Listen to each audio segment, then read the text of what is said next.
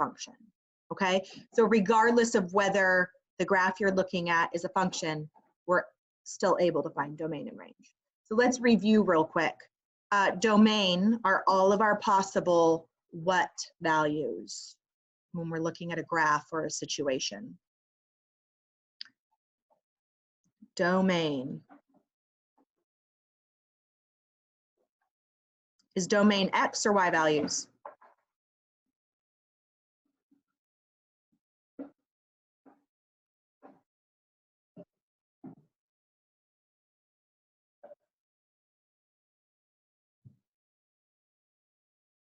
Your domain is all possible X values in the situation. Good, I see it over there. Your range is all possible Y values in the situation. Okay. And if you have a hard time keeping track of those, I have like a little mnemonic device to help you. D and R, notice D comes before R in the alphabet, yes? Well, guess what? X comes before Y in the alphabet. So if you like that little helpful way to remember domain and range, what it goes for, make sure you have that written down. Okay, so I'm gonna assign some of these to you. So Caden, I'm gonna have you do this first one here. Malachi, please do this second one. So you guys are gonna determine domain or range, and, or excuse me, function yes or no, and then what the domain and range is. And Katie, you are on this one, the third one over. Okay, please use your color assigned to you. Ask me questions as you go.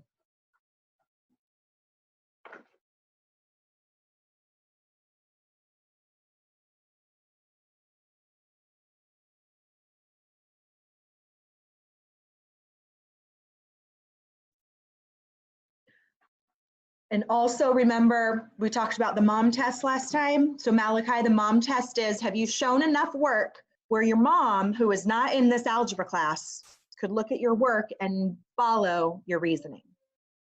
So your work shown has to pass the mom test.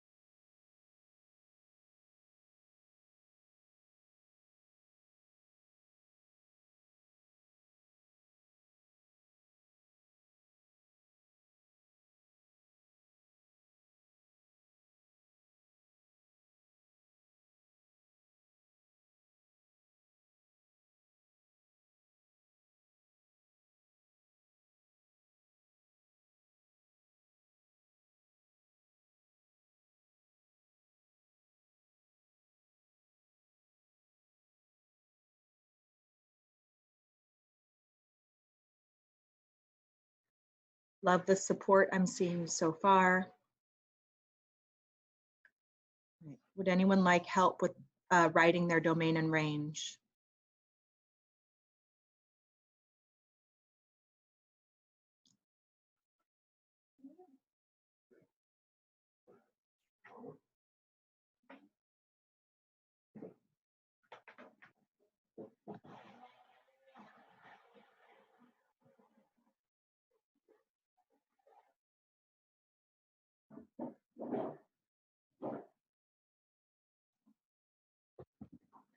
All right, if you're done with yours, go ahead and look at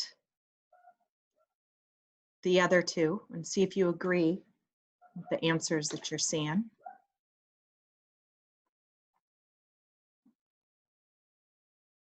So really important skill in math is that you can look at a solution and think critically about whether or not you agree with it.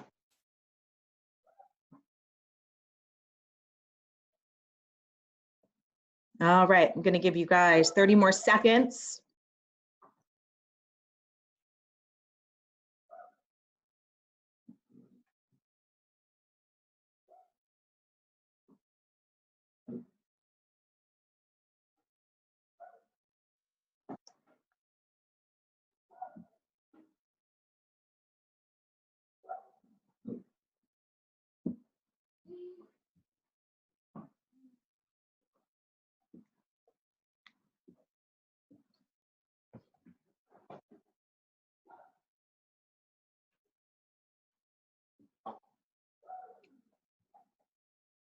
Okay, love what I'm seeing. Okay, Caden, talk to us about your graph. It's a circle. Function, yay or nay, and why not?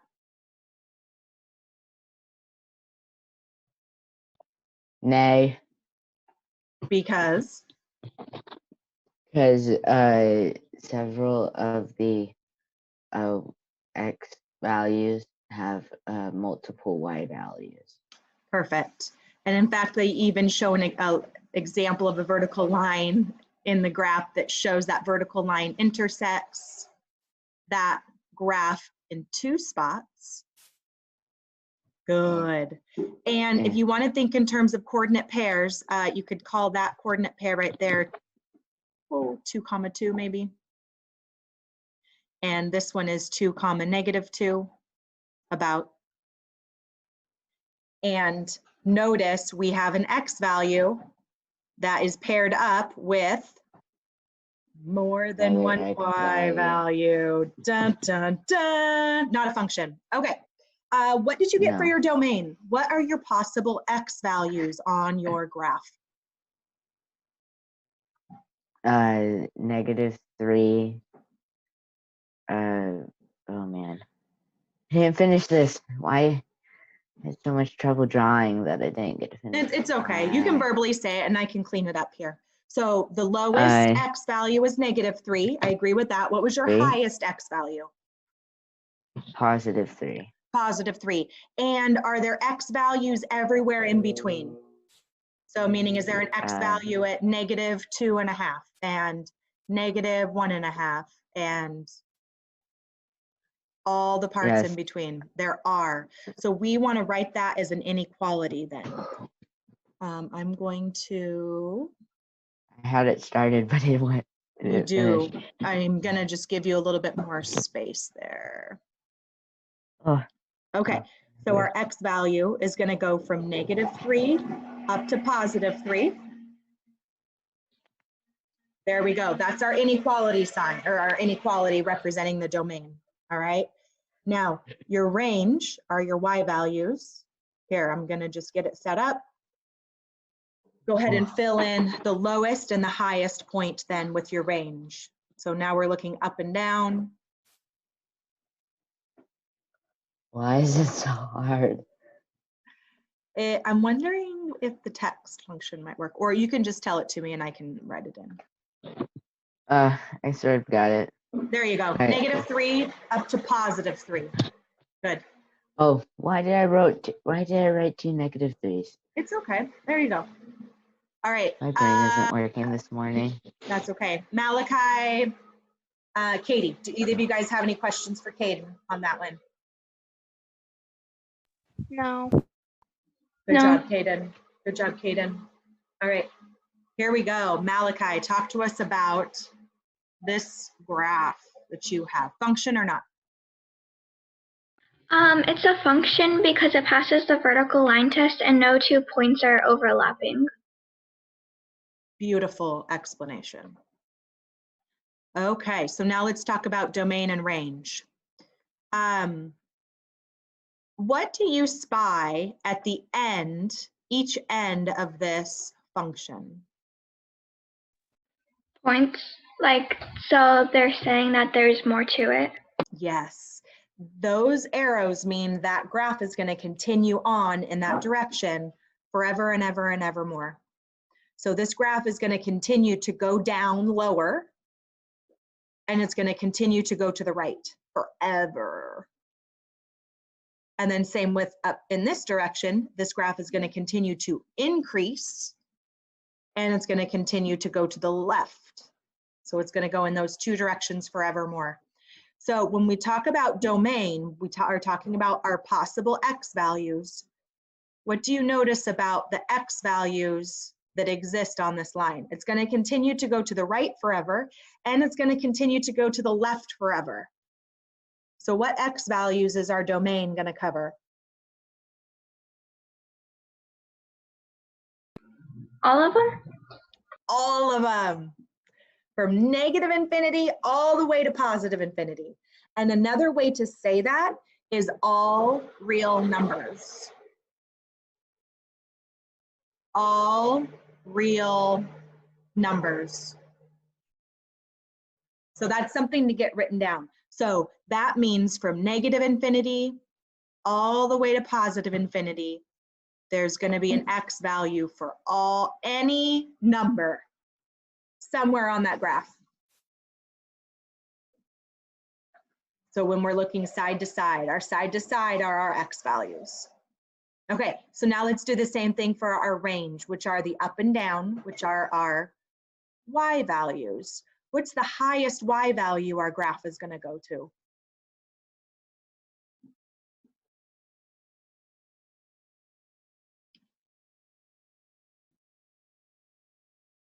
Can we see the highest y value?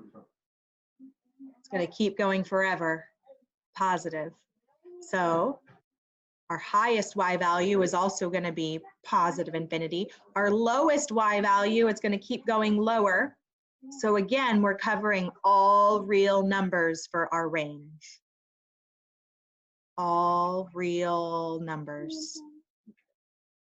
So that means whole numbers, fractions, decimals, repeating decimals, everything. Any number you can possibly think of. Okay, what questions do you have for me on this one? This one's might be something that was just gone over quickly in Apex. Okay. So I'm going to write the range as an inequality. All right, so from negative infinity up to positive infinity for our y values. All right, Katie, take it away, that third one. Is it a function? It is not a function.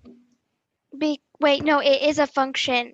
Right here, I wrote it because it passes the vertical line test, and wherever you draw a vertical line, it will never intersect more than one point. Great support. And for the domain, I did -3 is less than or equal to x because -3 was the lowest place it went to, and then x is less than or equal to 1 because that was the highest point it went to. I really like how you denoted the x value range here. That's great. And then for the range, I did -4 is less than or equal to y because -4 was the lowest point it went to, and y is less than or equal to 0 because that was the highest point it went to. Beautiful. Good. Any questions for Katie on this one? That one was tricky. Okay, I'm going to really make your brains hurt. I'm going to erase. What do you notice your endpoints here? Did we have arrows on our endpoints on Katie's graph like we did over here on Malachi's graph? Malachi's graph kept going in both directions. Notice Katie's graph ends. They had points at the end, so good. I knew that's how they stopped. Exactly. Good. Now, what do you notice? One is an open circle, one is a closed circle. Have you guys dealt with open and closed circles before? No. What about if I asked you to graph something like this on a number line? X is greater than 3. Do you guys remember how you would graph this? Caden says he's seen this before, open circles. Do you remember what an open circle means? No, I just remember that we went over it. You went over it. And it's very important to realize this, or you can mess up the entire equation. Yes, exactly. Okay, so I'm going to write both of these. So this would be something to get down in your notes because this is review for open and closed circles. So you've graphed before inequalities on number lines, and we would read this, x is greater than 3. That means we only want the x values greater than 3, not including 3. So we would show that by an open circle shaded to the right. The open circle means that point is not included. Let's come up here and do the greater than or equal to 3. I'm kind of confused because I was running to get a pencil. Oh, okay. So I'll go over it again. X is greater than 3 means we want to graph only the values that are greater than 3, not including 3. So we denote that in math with an open circle. And then we shade everything to the right of it. There you go. So this means 3.0001 is a solution. Really close to 3, but 3 itself is not a solution, so that's an open circle. And then greater than or equal to 3 up here, we would put 3 in here. And this time 3 is a solution, so that is a closed circle, and then shaded to the right. So when the number is included, it's a closed circle. When the number is not included, it's an open circle. So let's come over here and apply. Go ahead. How does that change it? Good question. What is a color that has not been claimed yet? Okay, I'm going to use orange now. So let's talk about, oh, you're not letting me choose orange. Is that orange? Nope. All right, I'm stuck with red. Sorry, guys. Open circle, yes? That means this coordinate pair is not included on our graph, but we want all the numbers coming up to and touching that coordinate pair, but not that coordinate pair itself. So let's look at our domain, our side to side. Our lowest domain, Katie said, is -3, which I agree, but is -3 included? Is it included? No. So we're gonna just say it is greater than, X is gonna be good. X is gonna be greater than 3. Why are you not letting me write? There we go.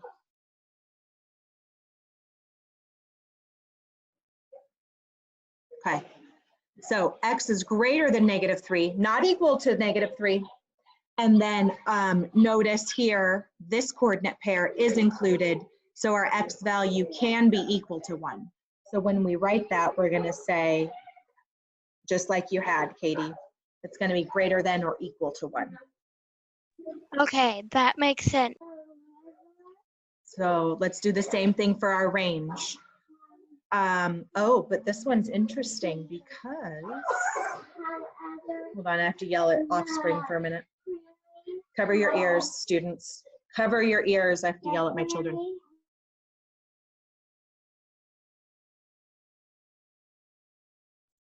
All right, I'm done yelling. Okay, so look at this. If all we were looking at on our range was this coordinate pair, this height right here is 0. Is 0, so it's this. Okay, this coordinate pair, the 0 is not included, but look at, do you guys spy a point right here that is also included right here? Why are you not letting me write a circle? There it is. Look at that. So 0 is included because it exists somewhere else on our graph. So this one is gonna stay greater than or equal to -4 and less than or equal to 0. Okay, this is more of like an algebra 2 concept. It's an extension of what you guys have been doing. So you won't see anything on assessments, but I wanted to explain what that, that open circle was. Okay, all right, questions on these before we move on? Yeah. I just have something to say. When you did this, I was like, why am I not seeing this in any of my work? This is confusing. Not 100% sure. And then as soon as you said algebra 2, I was like, makes more sense. Thank you for explaining that. Yes, yes, it's an extension, just giving you guys something to think about. Okay, let's clear, oh, come on, old Betsy. Clear all drawings, clear my drawings. It does not like to clear my drawings, does it? All right, let's find our domain and range of these two situations. And I'm going to let you do these on your own, and then I'm going to call for answers. Okay. What's up with the red mark in the middle? I don't know. It just won't let me erase it. We just get to live with it. Lucky us. All right. All right, so go ahead and do both of these. I'll read it here. Juan works up to 40 hours per week. He earns $12.75 an hour. Determine the domain and range of Juan's earnings over time.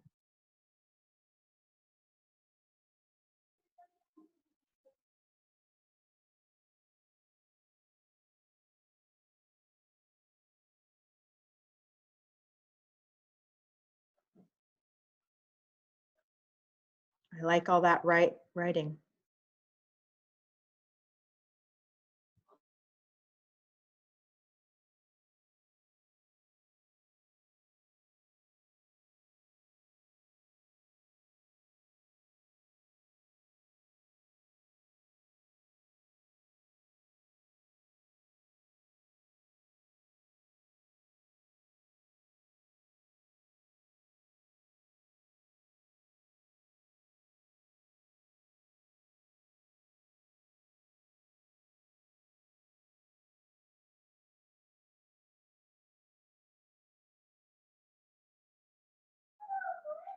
Okay, so let's talk about this one. Who thinks they have it? Domain and range?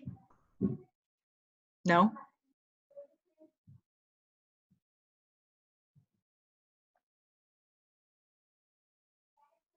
Oh, now you let me write in orange. Nice. Okay, our domain are our X values. So we're comparing money here, money and hours, money and time. So typically whenever you have time, that's going to be your X. It's going to be your control variable. It's going to be on your X axis.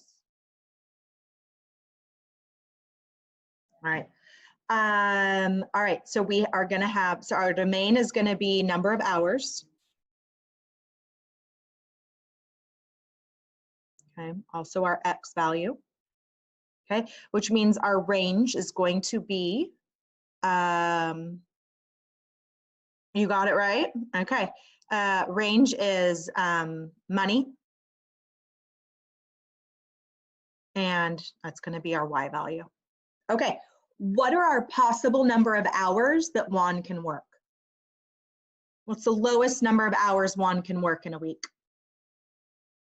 Just yell it at me. 40. Okay, that's the highest. Good. What's the lowest that Juan can work? 40. 0. 0. Can he work negative hours? No. So our lowest, good. Our lowest is going to be 0, and our highest, he can work up to 40, which includes 40. Okay. We want to write this in as an inequality covering all the possibilities because he, excuse me, he can work a part of an hour. He can work 3.99999 hours. And so if we write it as an inequality, we're covering all those partial hours, which is what we need for our domain. Okay, what about his amount that he can earn? It's the lowest amount he can earn. If he works 0. Wah, wah. All right, what's the highest? Highest amount he can earn. If he works 40 hours, if he works 40 hours at $12.75, that's going to give us his maximum number. And 510? Number crunchers. Who else agrees with $510? I do. Awesome. You can't agree if you were the one that came up with it first. Well, I guess you can, but I was looking for someone to agree with you. Okay, so there's our domain and our range. Okay, let's talk about that next one. So there's this thing called a ski bus that sometimes exists in communities. So we have a ski bus situation. 634 people want to ride the bus to the mountain for Saturday skiing. If each bus I can't read the rest. Bases are on top of it. Oh, there you go. If each bus can carry 72 people, how many buses are needed to transport the people to the mountain? Determine the domain and range of the situation. Okay, so I'm gonna type this in. You guys can write in the information. Domain and range. You can do it on your own paper, or you can write on the board, whatever floats your math boat today.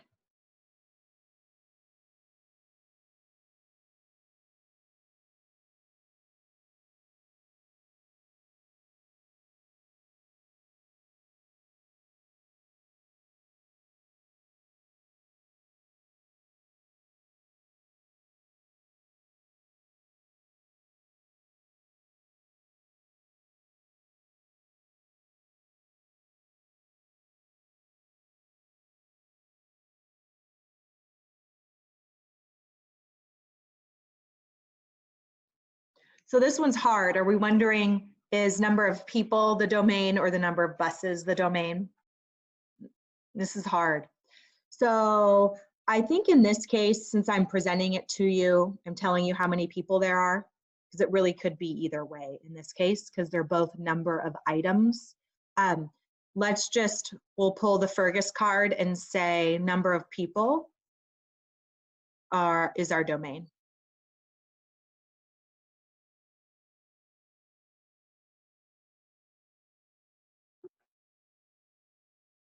There you go.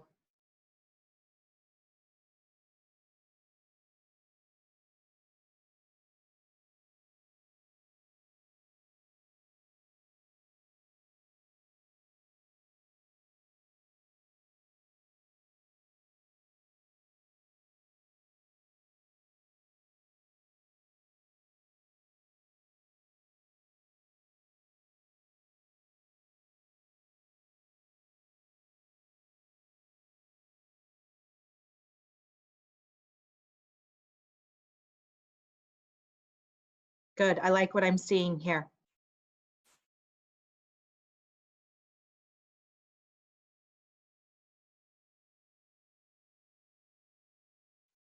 Nice, Malachi. I see you have a 0 in your domain for the lowest number, because really 634 would be the highest. The lowest number to ride the buses would be 0. So I think that's great.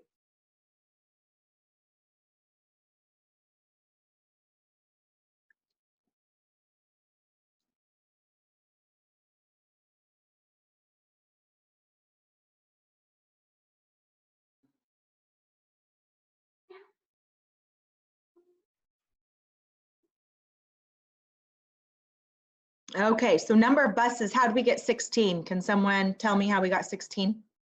Caden, you're green. Tell us how you got 16. I divided 72 by, or 673 by 72. Okay. And by that I got 15.09. Ooh. And since you can't have a fraction of a bus, you have to round up. Why do we have to round up? What if I only want to have 15 buses? Because you can't carry, if each bus carries 72 people, you can't cram the other 0.09 people onto a bus, so you have to have another bus to do that. Good. Yep. We're still gonna, this means there are still some people that will not have room on those 15 buses. Good. So rounding up is the right way to do it this time. Now, writing your range as an inequality, what you're saying here is that there are anywhere from 0 to 16 buses, but also that we can have partial buses. Does that accurately represent this situation? Because you're saying all our Y values are all the values from 0 to 16.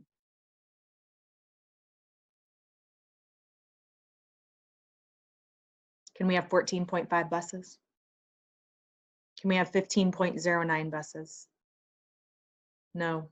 So how can we write this? Go ahead. When I divided, I got 8.80 and then a bunch of 5s and then a 6.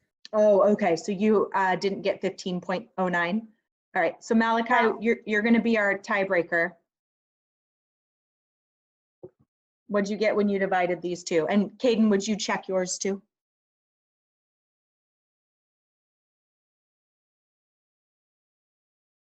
I used a calculator, so I may be wrong about this. Sometimes if you still have something in your calculator when you do a new problem, it lies to you. All right, so check again. All right, Malachi says 8.8, about. Okay, so if it is about 8.8, then our highest is going Round to 9. round to 9. Love it. Okay, so we're gonna go up to 9. Now we still have the question.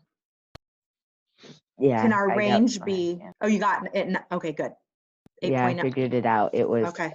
I did the, I had the equation from June's work and I forgot to clear it, so. Perfect, that's it. It's important here that we list out the whole numbers. You're muted, we can't hear you. Oh. Can you hear me now? I could hear you. Oh, okay. I could hear you. Okay. They can hear me, Caden. Hold on.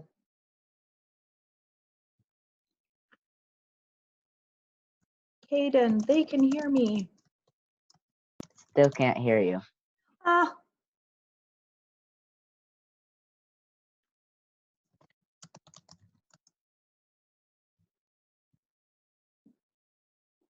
All right. Yep, might be your headphones. Maybe unplug. Okay. So on this, make sure that you're writing your answer as, can you hear me now, Caden? A list of numbers, whole numbers that go up to 9. And here's one way you can write it. If you don't want to write the whole list, you can say ... and then write your endpoint. What about number of people? Can we write our range as an inequality sign to include partial people? Or do we also need to only include whole numbers? Only include whole numbers. Good. So we're not going to waste our time writing all the whole numbers from 0 to 634. So guess what we can do? Dun, dun. There it is. Yeah, Caden. Can I know what we just went over, because my headphones were acting weird and they were blocking out what was going on, so I had to shut them off. So I'm officially confused. So it is important for this problem, because we can't have any partial people or partial buses, that we cannot write our answers as inequalities, because those inequalities mean we're including all the numbers, including the whole numbers. We have to write out the whole numbers for our domain and range for this situation. And this is a shortcut you can do to have ... to include all the numbers in between. That's what that means. How would you write that with the X or Y value? You could just say all X's. That's a really good question. You could just say all X, or you could say domain is, and then there. All Y. There you go. So as you're doing these domain and range, you want to think about, can we write our domain and range as inequalities? Is it continuous? Can we have all the partial whole numbers, or is it whole numbers only? And if it's whole numbers only, we got to write those out individually. Here's some more math words for you. This is called discrete. This is called continuous.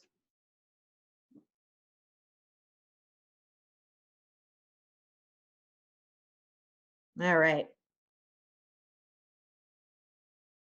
Are your brains okay? Some new stuff today. No, it hurts. Okay. Questions before we move on? Okay, we're going to talk about some Unit 4 stuff. These problems here represent a review of some things that are commonly coming up in questions. And so wanted to give you guys more practice on that. I'm going to clear all drawings and let's see if my PowerPoint will let me move ahead. Come on.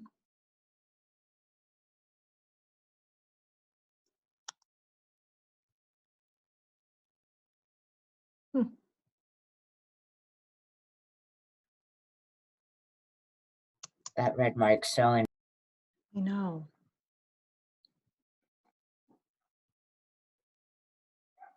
There we go. I had to talk nice to it.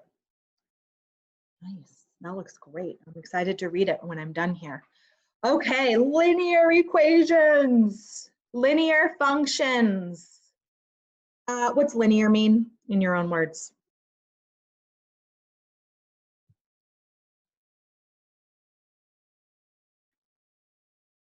You can write it up there. Linear equations.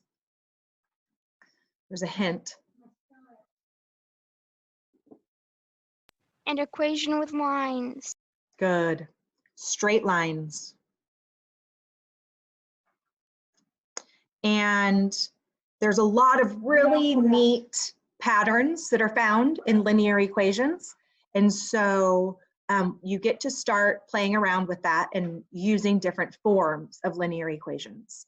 But here's what I want you guys to keep in mind. We're going to start using some different forms of linear equations. It's all based on the patterns that exist. Okay, so it's not just made up. It is based in the patterns. Okay, so let's see here. We have two linear equations here. Let's focus on the blue one first.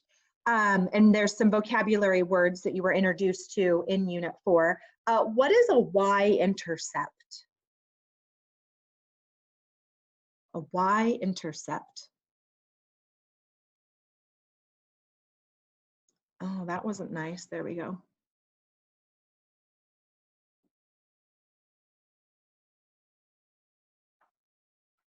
Where can I write here? So your y-intercept is where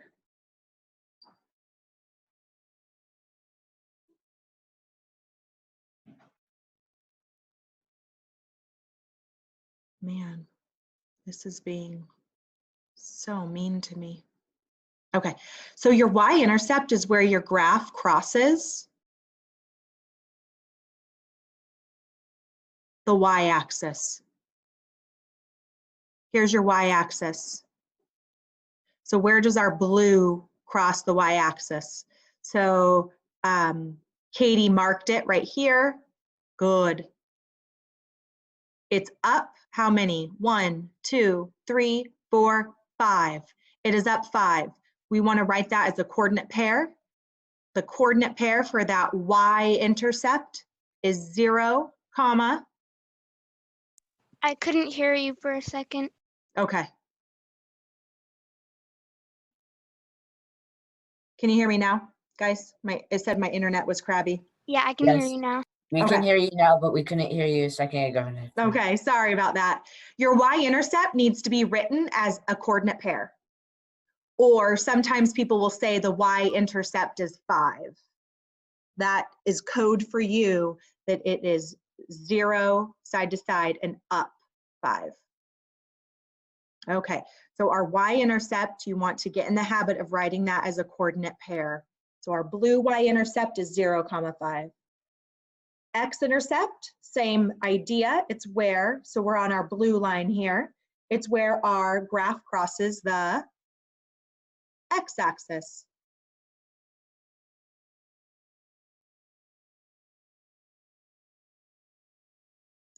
All right, so go ahead and write in the coordinate pair here for this x-intercept.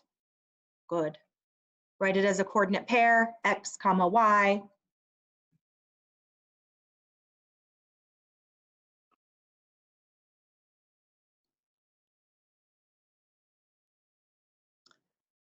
Nice. 1, 2, 3, 4. Good. Also 5. Okay. So 5 comma 0. Nice job, Malachi, Katie, and Kaden. All of you guys work together on that one. Question. How many x-intercepts can a linear equation have?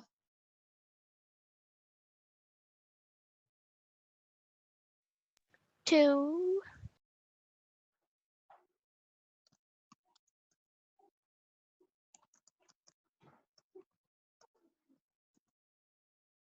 Okay, on your own paper, I want you to draw a linear equation that has 2 x-intercepts.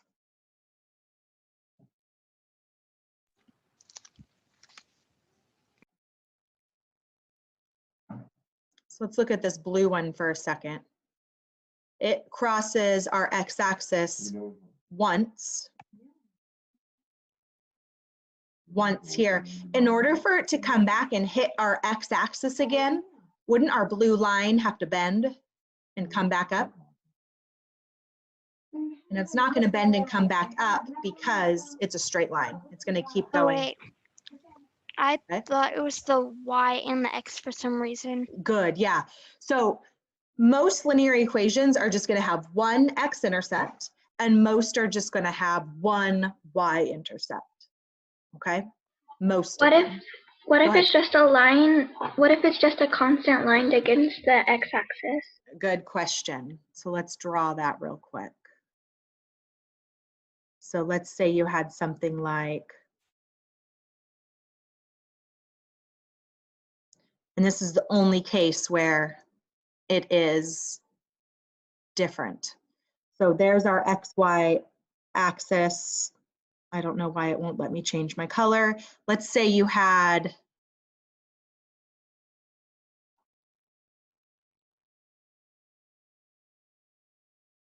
a line, it still won't let me change it.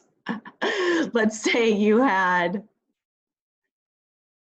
okay, let's just pretend that you have a line that is right here along your x-axis. How many x-intercepts do you have there? All of them? All of them, an infinite amount, in fact, because you're going to notice that your line keeps going in both directions, to the right and to the left. Yep.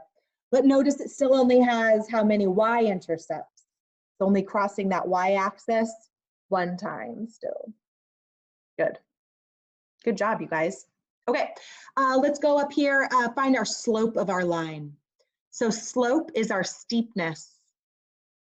And who remembers, our slope is made up of, it's a fraction value. It's always a ratio.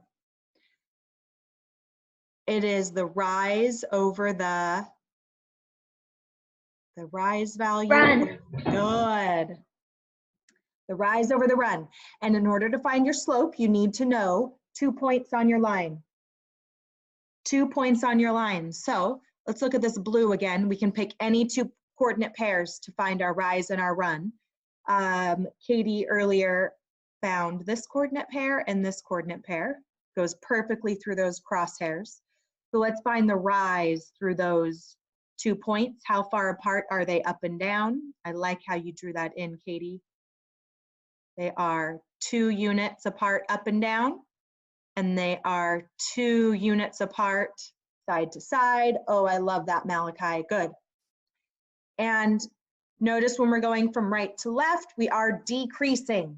So that overall slope is going to be negative. So it's down 2 over 2 in this case. Down 2 over 2. What is negative 2 divided by 2 equal to? We can simplify that. Negative 1. Boom. All right, so our slope for that function, or for that, yeah, that function is negative 1. All right, let's find our domain and our range here. For that blue line, the graph did not include the arrows. I'm going to put them in. We have arrows on both sides, continuing on in both directions forever and ever more. So what is our domain, our possible x values here? The lowest x value, it's going to go all the way to the left. It's going to go to negative infinity. Our highest x value, it's going to go all the way to the right. It's going to go to positive infinity. Do you remember what we call it when it includes all the x values from positive infinity to negative infinity? Infinite. Okay, infinite. Also, we can say all real numbers? Numbers. Yes, good. All real numbers. Real numbers means your whole numbers plus all the fractions and the decimals in between. Covers all the possible X values. What about your range? All For real your- numbers. You got it. Also all real numbers, because it's going to go from negative infinity to positive infinity. Good, you guys.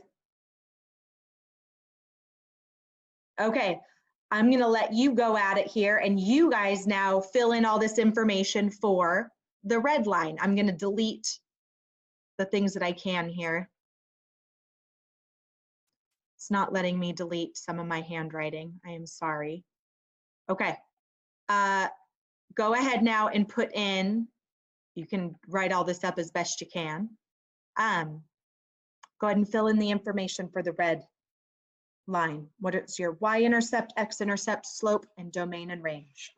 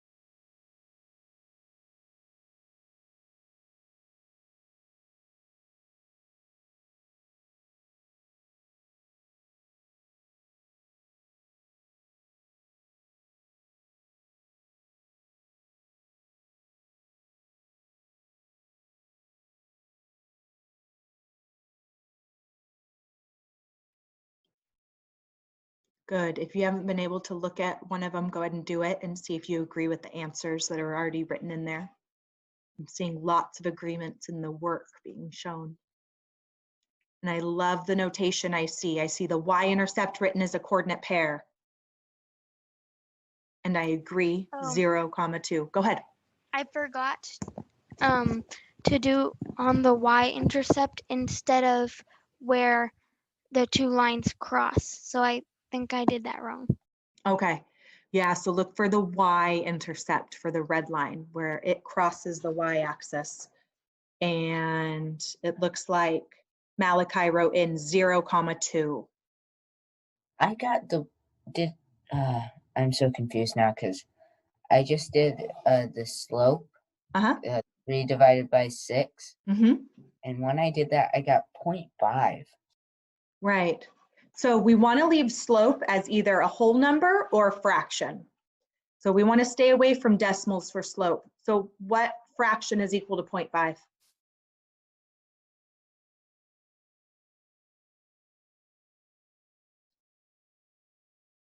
Good.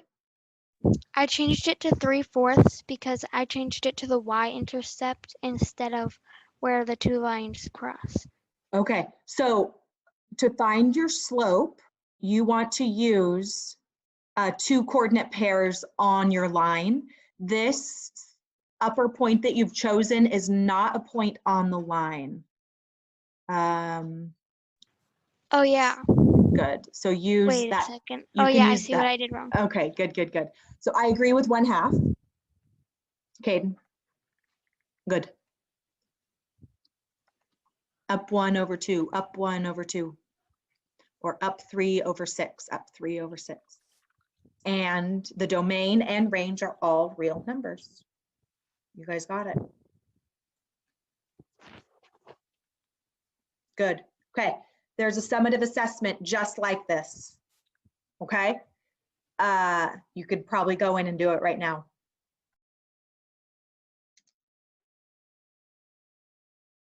Okay. I will stay in for a couple minutes if anybody has questions on anything that you want to talk about. But otherwise, we are done for the day going over new stuff. Okay. Good job with all your participation today.